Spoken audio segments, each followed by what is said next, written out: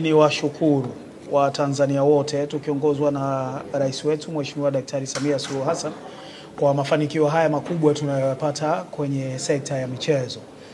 Haya mambo sio ya mtu mmoja, ni mambo ambayo yanafanywa kwa ushirikiano wa Tanzania wengi, kuanzia serikali, uongozi kwenye vilabu, wachezaji, washabiki na ndugu zetu waandishi wa habari. Wote mtakuwa mmejionea jinsi ambavyo Simba haikuwa inajisikia kama inacheza ugenini leo. Moja ambalo nilikuwa naliona ni kwamba Watanzania waliokuja hapa, wengine na wajua hata sio washabiki wa Simba, lakini wamekuja, wameacha yale mapenzi ya timu zao, wamekuja kusapoti Utanzania. Na kwa hili nichukue fursa hii kuwashukuru sana.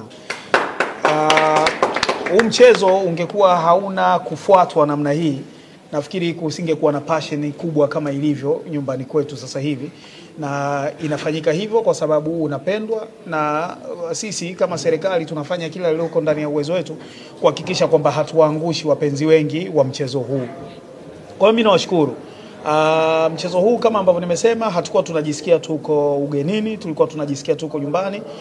Tuwashukuru sana ubalozi wa Tanzania hapa Afrika ya Kusini kwa organize na kuwashirikisha Watanzania wote kutoka maeneo mbalimbali. Watanzania walioko hapa hawakuwa wametokea Durban peke yake. Najua watu ambao wametoka Cape Town, najua watu wametoka Johannesburg na maeneo kadhaa mengine.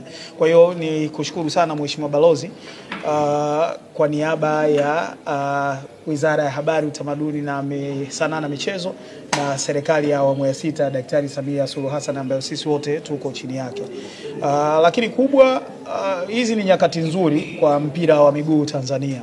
Tunafanya vizuri, na ili ukiacha ushabiki wetu na vitu vingine vyote, ni nafasi ambazo pengine tunaandika historia na haitakaa ijirudie. Tunafanya mambo makubwa sana ambayo sisi tunayachukulia poa pengine, na ningewaomba tuyashereheshe kweli kweli. Mpira wetu umepanda sana, hukuwa unaamini kwamba siku moja tutakuwa na vilabu ambavyo vinaweza kucheza finali za mashindano makubwa kabisa barani Afrika kama kitu cha kawaida tu. Ni kwamba hatuingi kwenye mashindano sasa hivi kushiriki, tunaingia kushindana na tunafanikiwa. Na moja ambalo nalisema ni kwamba kuna uwezekano mkubwa safari hii tukawa pia mabingwa wa kombe hili, miongoni mwa makombe makubwa kabisa ndani ya klabu barani Afrika. Tuache figisu, tuombeane Mungu. Hii ni kwa ajili ya Tanzania, hii ni operation ya nchi. Lakini hali kadhalika ni wapongeze sana Simba. Tunafahamu sisi kwamba mngekuwa na uwezo wa kufanya haya yote mlioyafanya wenyewe, lakini serikali imeingiza mkono ili muone kabisa ya kwamba tuko na nyinyi bega kwa bega kuhakikisha michezo nchini kwetu inapata hadhi inayoistahili.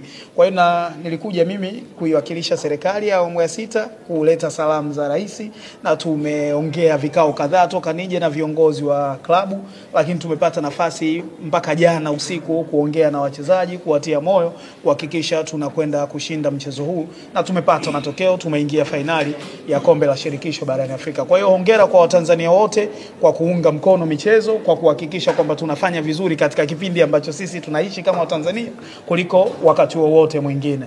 Na niwatakia kila laheri kwenye mchezo wa finali ambao Simba inakwenda kuiwakilisha nchi yetu. Asanteni sana.